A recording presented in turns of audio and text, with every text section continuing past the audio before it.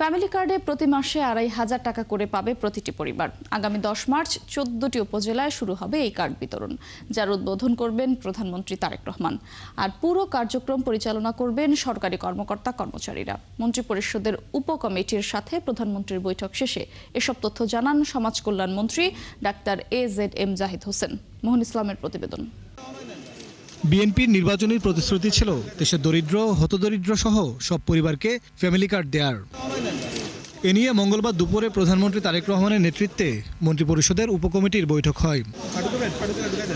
এতে সিদ্ধান্ত হয় আগামী 10ই মার্চ প্রাথমিকভাবে 14টি উপজেলার একটি ওয়ার্ডকে ফ্যামিলি কার্ডের আওতায় আনা হবে, যার উদ্বোধন করবেন প্রধানমন্ত্রী। আগামী 10 তারিখ ইনশাআল্লাহ মাননীয় প্রধানমন্ত্রী বাংলাদেশে এই প্রথম বার্জার 1 কোটি মলসন, 1 কোটে পারফেকশন।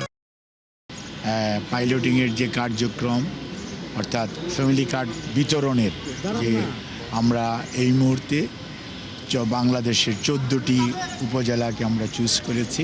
পরে সাংবাদিকদের বৈঠকের বিষয়ে বিস্তারিত জানান সমাজ কল্যাণ মন্ত্রী।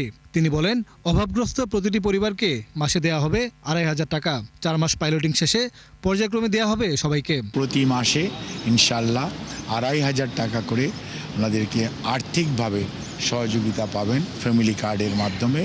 এবং এটা কোনো ধরনের রাজনৈতিক বিশ্বাস, কোনো ধরনের ধর্মীয় ডিসক্রিমিনেশন কিছুই হবে না। এটা হবে ইউনিভার্সাল একটি কার্ড।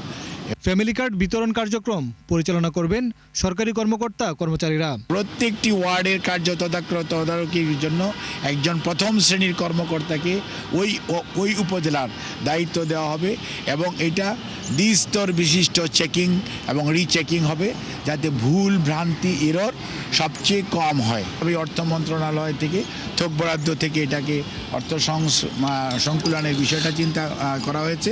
পরবর্তীতে আগামী বছর থেকে এটা রেগুলার বাজেট থেকে এটা করা হবে।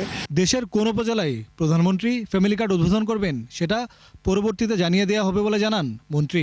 নিশ্চয়ই উনি একটা উপজেলায় যাবেন এবং সেই উপজেলায় যেই উনি করবেন।